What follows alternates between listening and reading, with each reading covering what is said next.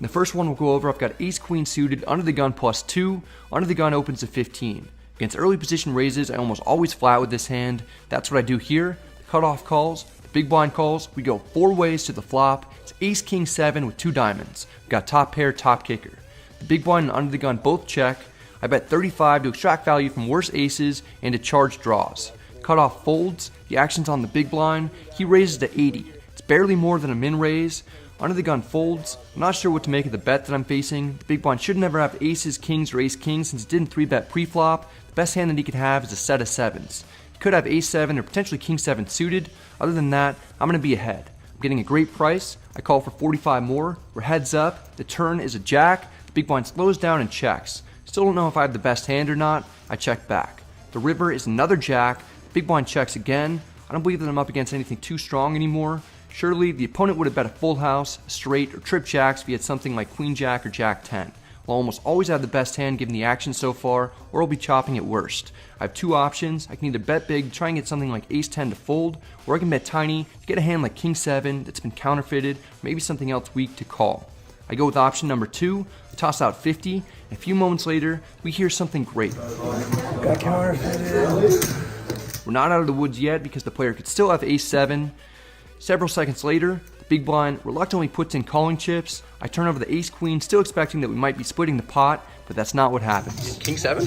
Yep. We got a great run out, and an extra 50 that we didn't necessarily think we'd get. Went for the brownie dollars, bro. Take off. Didn't make sure. Pick up king jack suited on the button. Under the gun +1 opens to 20. The cutoff calls. He's a younger guy compared to the rest of the table. He's a pro that I played with several times around Vegas. I call, we go 3 ways to the flop. It's king jack 8 rainbow. We flop top 2 pair in position against multiple opponents. Under the gun +1 checks. Cutoff bets 35. Give you a little more background. Cutoff had just been bluffed a few hands earlier and the whole table saw it. He could be steaming a little from that. Because of that and the fact that I'm in position, I flat to keep any of his possible bluffs in and to disguise my hand. I'll raise the turn if the turn's a blank. It's a somewhat dangerous strategy since any card that doesn't pair the board from an ace down to a 7 will complete a straight draw and by definition won't be a blank. Under the gun +1 folds, it's heads up. The turn is an ace, which is about the worst card possible. Queen 10 gets there, and ace jack makes a better 2 pair. Ace king also beats me, but I'm not concerned about that. The cutoff fires again, this time for 85. Can't raise here like I was hoping to. I call.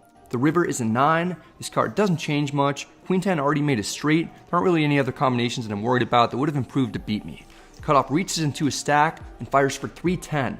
This is a big bet, and it puts me in a tough spot. I've under-rep my hand up to this point, but I essentially only have a bluff catcher. The opponent is saying that he's got the nuts or nothing.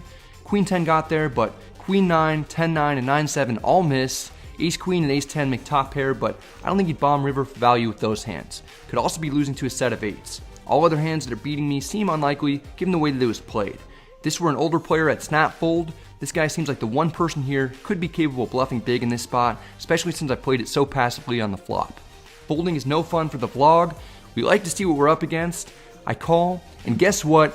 We're right. The player instantly mucks, so we don't have to show our cards. He must have had something like 10-9 and turned his river pair into a bluff. Except that's not really what happened. He had Queen 10 offsuit, drilled the nuts on the turn, and super took me to value town on the river. People just almost always have in 2-5 when they're betting big. It doesn't really matter if they seem like they could be bluffing or not. If you're facing a big bet and don't have the nuts, as much as it hurts, you can let go most of your strong hands and you'll probably save tons of cash money in the long run. Here I've got King 9 suited on the button. I open to 15. Small blind calls, he's been playing very snug lately.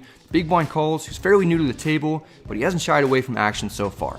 We go 3 ways to the flop. It's King 8-4 rainbow, we've got top pair.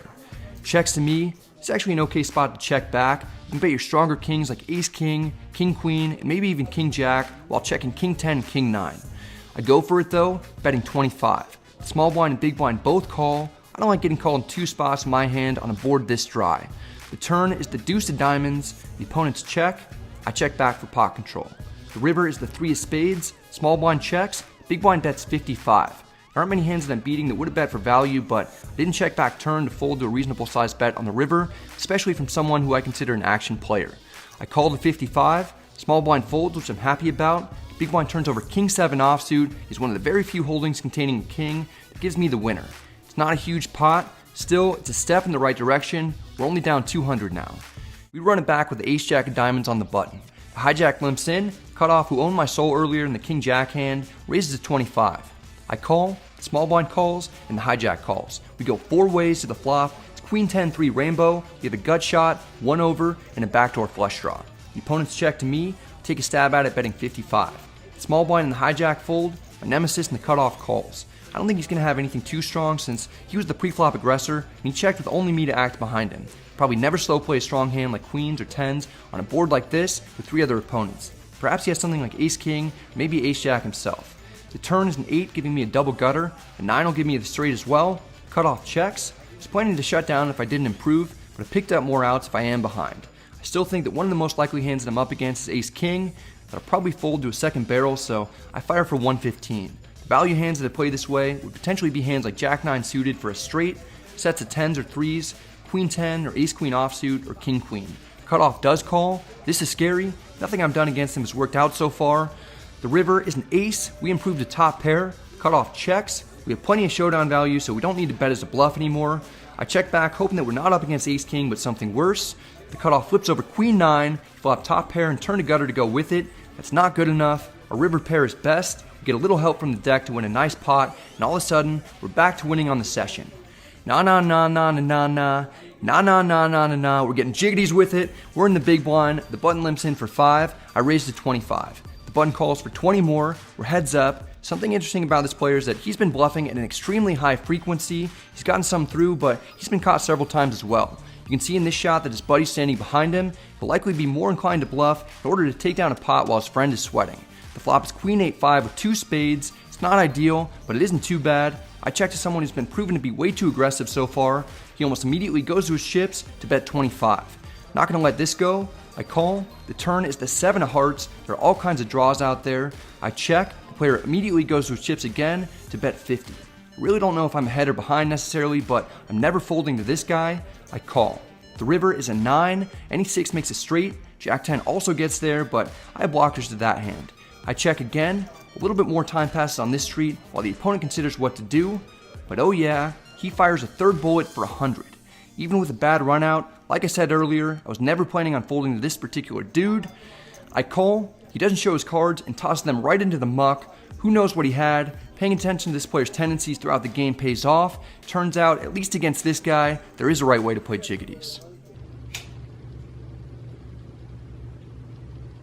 As the night comes to an end, we pick up pocket aces under the gun. I open to 15. Cutoff calls. The button calls as well. We go 3 ways to the flop. It's jack 5-4 with 2 spades. I bet 25. That gets rid of no one. The cutoff and button both call. The turn is the 9 of clubs. I check for pot control purposes. The cutoff checks. That means she's very unlikely to have me beat. The button bets 55. Kind of like the idea of check raising. Instead, I play more straightforward and I call. The cutoff folds. It's heads up. The river is the 6 of spades. The flush draw gets there. 8-7 also gets there. Since I had the ace of spades and the button bet kind of small on the turn, it's not likely that he's going to have a flush or even a straight very often. I might have checked back with those draws or bet larger as a semi-bluff. I don't think I'll have any hands that are ahead of me. Sets and 2-pair holdings would probably also bet bigger to protect on the turn. I don't want to check and have this check back. I bet 110. This doesn't make the button very happy. He goes into the tank. I don't think I'll ever get raised in this spot with blockers to the nuts. If I do, I could potentially turn my hand into a bluff.